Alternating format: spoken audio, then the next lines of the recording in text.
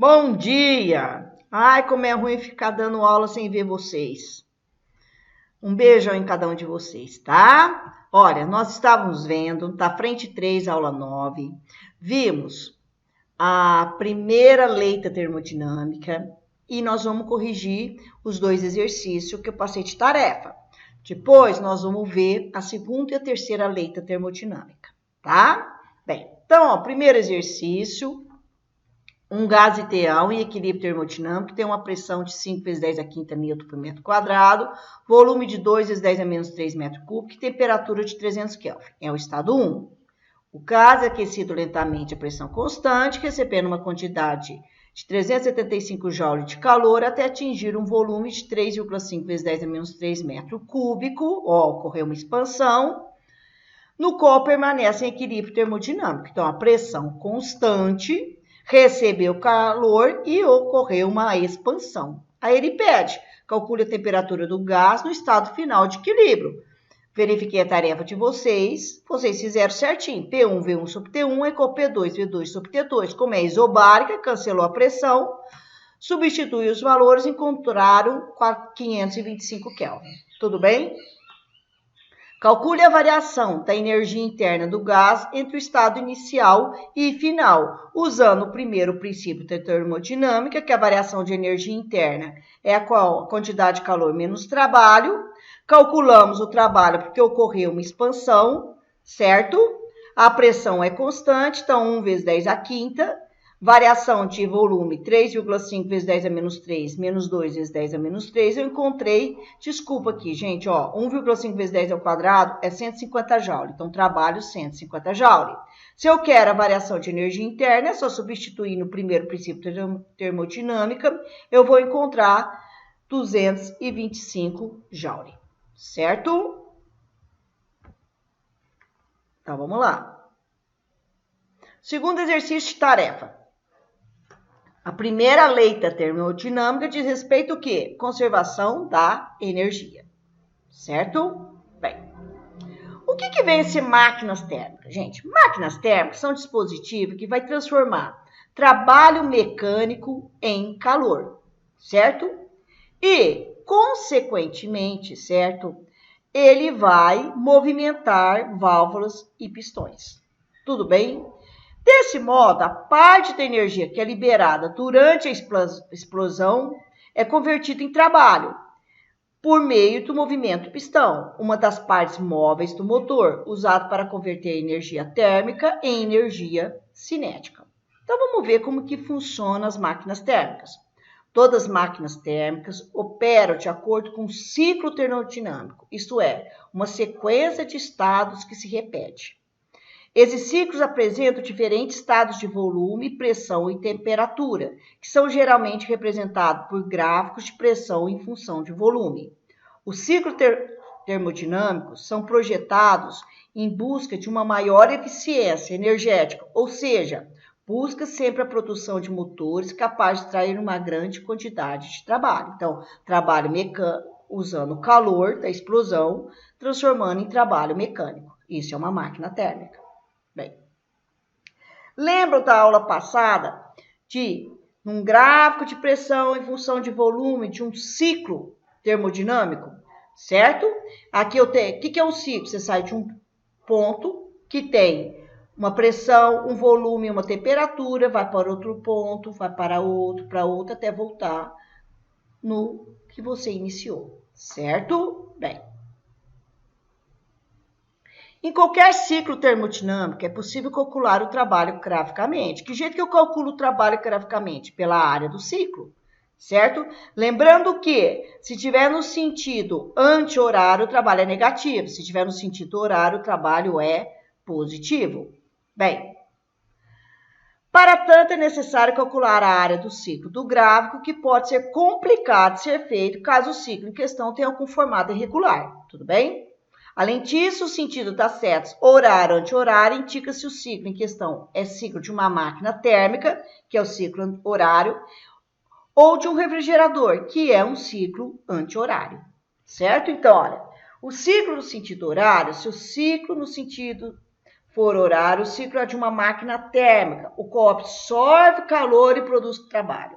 Se o ciclo é no sentido anti-horário, no caso em que o sentido de um ciclo é anti-horário, ele precisa receber trabalho mecânico e liberar calor, como nos casos dos motores dos refrigeradores, certo? Bem, aqui eu coloquei um esqueminha de um motor que tira calor de uma fonte quente. Parte desse calor retirado se transforma em trabalho útil e o restante é jogado para uma fonte fria, certo? O que faz um refrigerador? O sentido contrário, certo? Bem, então, de acordo com a primeira lei da termodinâmica, as máquinas térmicas precisam receber certa quantidade de calor para funcionar. No entanto, apenas uma pequena fração dessa quantidade de calor, que é uma forma de energia, pode ser convertida em trabalho útil. As razões dessa limitação são essencialmente duas. Então, vamos ver quais são as razões. A primeira diz respeito à capacidade técnica de se produzir uma máquina que não dissipe energia. Isso, gente, é impossível, sempre perde energia. E a segunda é uma limitação da própria natureza.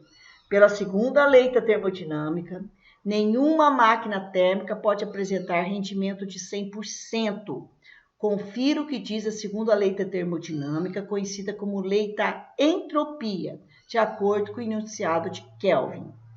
Não é possível que qualquer sistema, a certa temperatura, absorva calor de uma fonte e transforme integralmente em trabalho mecânico, sem que ocorra modificações nesse sistema ou em suas vizinhanças. Certo? Então, é impossível todo o calor recebido se transformar em trabalho útil. O enunciado de Kelvin diz respeito à conversão integral de calor em trabalho mecânico, afirmando que isso é impossível sem que ocorra mudanças no sistema. Essa mudança refere-se ao efeito da entropia. Entropia é um grau de desordem do sistema, certo? Ao retirar calor de alguma fonte quente, parte dessa energia é degradada em formas menos úteis de energia. Os processos de degradação de energia são muitos. Vibração das partes mecânicas, atrito entre peças e rolamentos, calor dissipado para o meio externo, produção de ruídos sonoros, certo? Que é a energia perdida. Bem, como eu não posso ter um rendimento 100%, como calcular o rendimento de uma máquina térmica? Nós sabemos que rendimento é sempre o que é o útil sobre o total. O que é o útil? O trabalho. O que é o total? O calor da fonte quente, retirado da fonte quente. Mas, esse calor retirado da fonte quente, certo? Que foi transformado em trabalho e jogado o restante para a fonte fria, eu não posso falar que o trabalho, então, é a quantidade de calor está quente menos a quantidade está fria.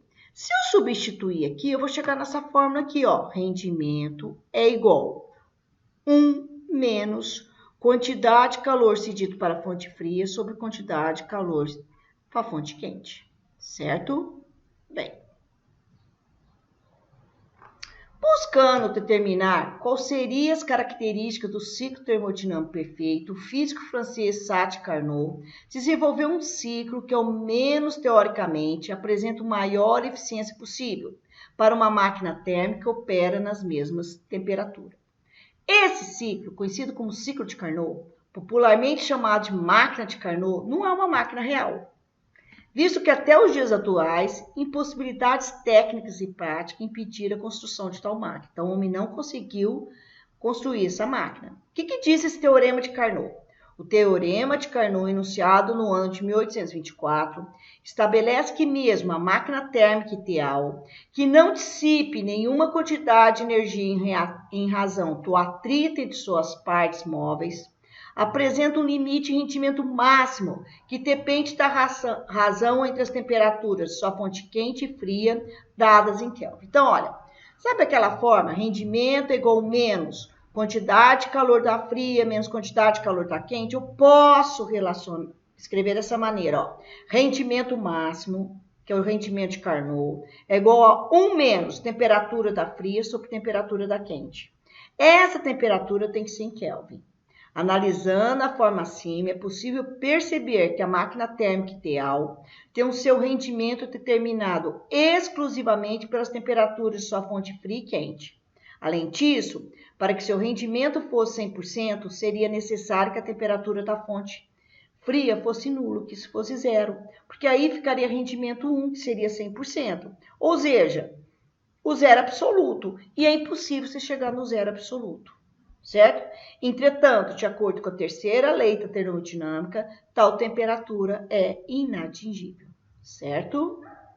Bem, como que eu posso escrever esse ciclo de Carnot, certo? O ciclo de Carnot, olha, ele fica entre duas isotermas, que é a 1 e a 3, e duas adiabáticas, que é a 2 e a 4. Aqui é uma expansão isotérmica, aqui é uma expansão adiabática, aqui é uma compressão isotérmica, aqui é uma compressão adiabática. Segundo esse ciclo, você tem a maior eficiência, certo? Então, ó, expansão isotérmica, certo? A expansão adiabática, a contração isotérmica e a contração adiabática. Eu coloquei aqui alguns exemplos de máquinas térmicas, certo? Locomotiva, carro, caminhão, usina termoelétrica e uma geladeira, que opera no sentido inverso. Bem, lembrando das leis da termodinâmica, então, para finalizar essa aula, eu tenho a primeira lei da termodinâmica que fala que a quantidade de calor parte dela. Ocorre uma variação da energia interna do sistema, outra parte é transformada em trabalho. Não vamos nos esquecer que quando o sistema recebe calor, trabalho é positivo. Quando o sistema libera calor, quantidade de calor é negativa. Quanto é um sistema adiabático, Q igual a zero. Que a variação da energia interna depende da temperatura, certo? Se a energia interna aumenta, é porque a temperatura aumentou, então a variação de energia interna é positiva. Se a temperatura diminui, a energia interna diminui, então a variação da energia interna é negativa. Se a temperatura é constante, como acontece uma transformação isotérmica, a energia interna é constante, a variação de energia interna é zero. Num ciclo, a variação de energia interna é zero. Entenderam? Bem, que trabalho depende da variação de volume. Se o volume aumenta, é uma expansão, então o trabalho é positivo. Se o volume final diminui, que é uma compressão, o trabalho é negativo. Se é uma transformação isométrica ou isovolumétrica ou isocórica, que o volume é constante, o trabalho é igual a zero. Bem, a segunda lei da termodinâmica, como nós explicamos, certo? É impossível construir uma máquina operando em ciclos, cujo único efeito seja retirar calor de uma fonte e convertê-lo integralmente em trabalho, certo? Bem, a terceira lei da termodinâmica vai falar sobre esse grau de desordem de um sistema, certo? Então, ele diz o seguinte: a variação de entropia que acompanha qualquer processo físico ou químico tende a zero, quanto a temperatura tende a zero. Então, olha, o grau de desordem de um sistema tende a zero, quanto sua temperatura tende a zero. Então, a terceira lei da termodinâmica está relacionando o grau de desordem com a temperatura. Nós sabemos que é impossível chegar no zero absoluto. Então, consequentemente, é difícil ter um grau de desordem zero, certo? Então, ó, se a entropia de um elemento qualquer, no seu estado mais estável, em que a temperatura é zero, é tomada como zero, então qualquer substância tem uma entropia positiva, em que a temperatura zero pode se tornar zero, e que realmente se torna zero para todas as substâncias perfeitas cristalinas, incluindo as compostas, certo? Bem, nessa aula 9, nós já vimos semana passada o exercício 1 e 3. Hoje nós vamos fazer o exercício 2, é a página 420. Os materiais granulares são conjuntos com grande número de partículas macroscópicas e têm papel fundamental em indústria como a de mineração e construção na agricultura. As interações entre os grãos são tipicamente repulsivas e inelásticas, decorrendo a dissipação de energia, principalmente das forças de atrito. Em muitas ocasiões, os sistemas granulares não se comportam como gases líquidos sólidos. Eles podem ser considerados apropriadamente como outro estado da matéria. Por exemplo, uma pilha de grão estável se comporta como um sólido. Se a altura dessa pilha aumentar acima de certo valor, os grãos começam a fluir. No entanto, o fluxo não será como em um líquido, porque tal fluxo somente se dará em uma camada na superfície da pilha, enquanto os grãos no seu interior ficarão em repouso.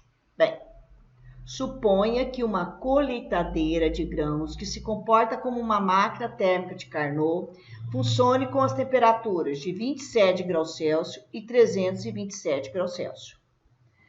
Então, temperatura da fria, temperatura da quente. A partir de uma potência recebida de 1000 watts, lembra que watts é joule por segundo. Calcule em joules a quantidade máxima de energia que essa máquina pode transformar em trabalho mecânico em um segundo. Para a marcação no caderno de resposta, despreze, caso exista, a parte fracionária do resultado final obtido após realizar todos os cálculos solicitados. Então, vamos lá. Se eu tenho um rendimento máximo, eu posso achar esse rendimento por 1 menos a temperatura da fria sobre a temperatura da quente. Temperatura da fria, 27 graus Celsius, mais 273, 300 Kelvin. Temperatura da fonte quente, 327 graus Celsius, mais 273, 600 Kelvin. 300 sobre 600, simplificando, vai estar meio. 1 menos meio, eu tenho um rendimento de meio ou 50%. Nós sabemos que rendimento é sempre o útil sobre o total. Como aqui ele falou em potência, eu posso colocar potência útil sobre potência total. Então, rendimento meio vai ser igual a potência útil sobre 1000, que é o total. Eu vou ter uma potência útil de 500 watts ou 500 joules por segundo. Como ele quer o trabalho em 1 segundo, certo? Eu vou ter um trabalho de 500 joules. Tudo bem? Qualquer dúvida, entre em contato comigo, tá, gente? Bem, tarefa para a próxima quinta-feira, até às 8 horas. Página 345, exercício 49 e 51. Certo? Um beijo em todos vocês, bons estudos. Tchau.